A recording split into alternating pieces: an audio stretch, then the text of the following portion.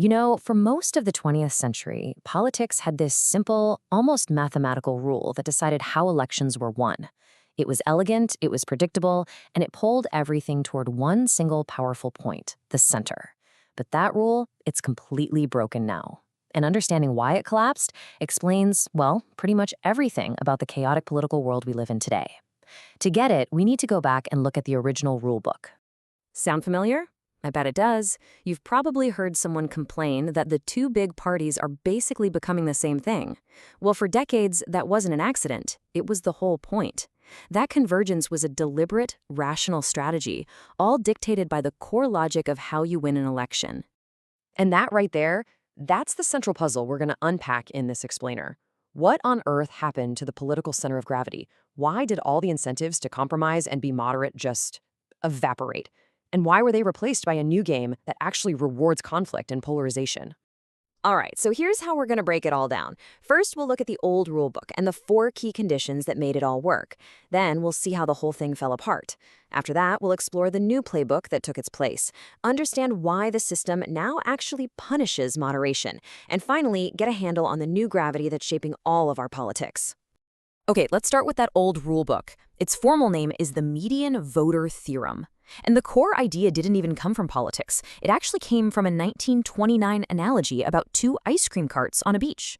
So picture it. To sell the most ice cream, where do the 2 carts end up? Inevitably, they end up right next to each other, smack dab in the middle of the beach. Why? To capture the most customers. For a long, long time, politics worked exactly the same way. So the theory goes like this. In a 2-party system, candidates are going to moderate their positions to appeal to the median voter. Now, who's that? It's the person who has exactly half the voters to their left and half to their right. If you could capture that one voter, in theory, you captured the whole election.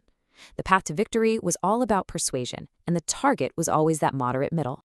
Now, for this whole theorem to work, 4 really crucial assumptions had to be true. And if you're studying politics, this is the key part of your revision guide right here. Think of these as the 4 pillars that held up the entire structure of centrist politics for decades. Okay, assumption number 1. Politics had to be simple. All the big, complex issues of the day, the economy, foreign policy, you name it, could be neatly plotted along a single line, from liberal on the left to conservative on the right.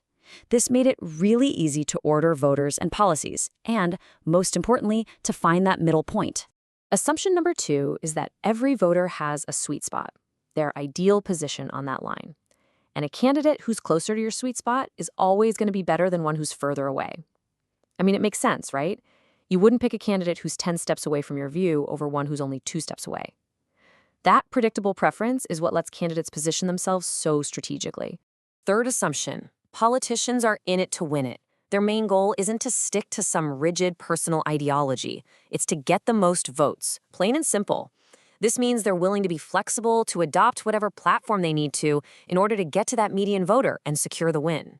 And finally, the 4th one, and honestly, this might be the most important assumption of all, the base is captive. A voter on the far left, for example, might not love their party's centrist candidate, but they'll still vote for them because, hey, the alternative is so much worse. The whole model just assumed these voters wouldn't get fed up and stay home and protest. And for a long time, these 4 assumptions pretty much held up. But then, the very foundation of the theorem, the actual shape of the electorate, it started to crack.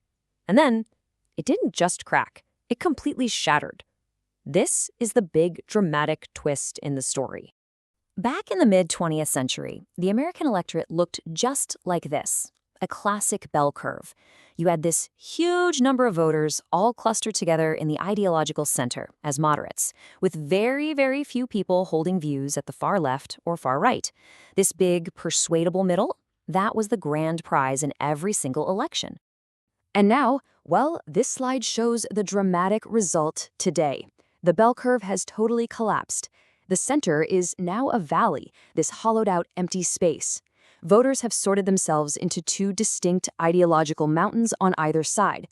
The median voter, mathematically, still exists, but now they're just standing alone in an empty field between 2 warring camps. And this collapse wasn't just a feeling. We can put a number on it. By the 2000s, political strategists started to realize that the number of truly persuadable swing voters had shrunk like crazy.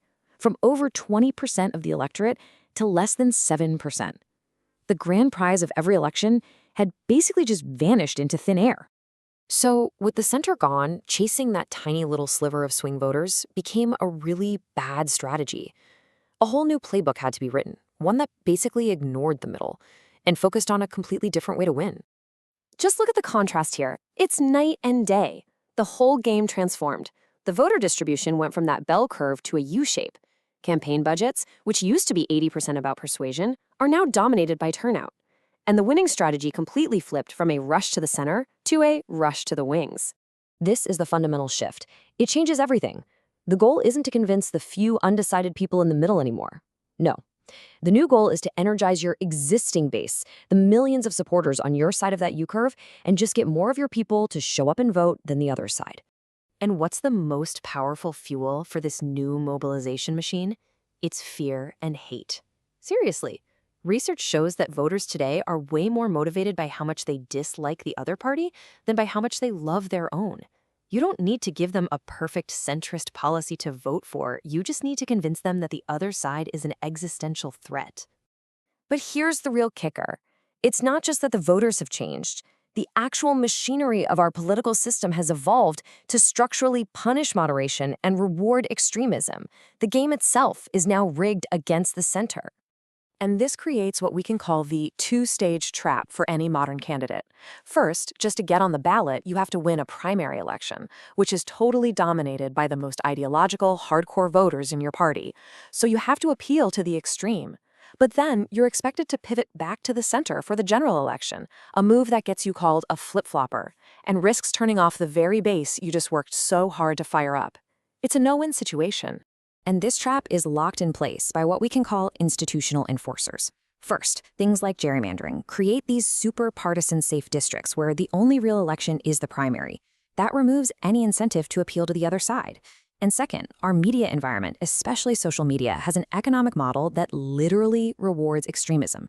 Inflammatory, high-emotion content gets more clicks, more engagement, and a massive algorithmic boost.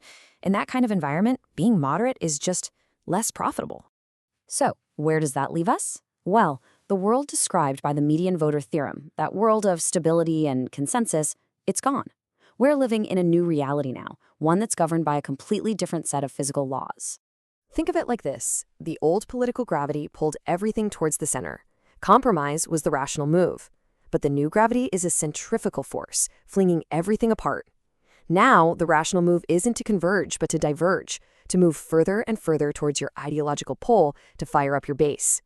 Conflict is now the behavior that gets rewarded. And this brings us to one final, really critical question. The rules of the game haven't just changed, they've been completely inverted. If the system itself structurally rewards polarization and punishes moderation, how can a democracy that's built on the whole idea of finding common ground actually function? That's the challenge this new political gravity leaves for all of us.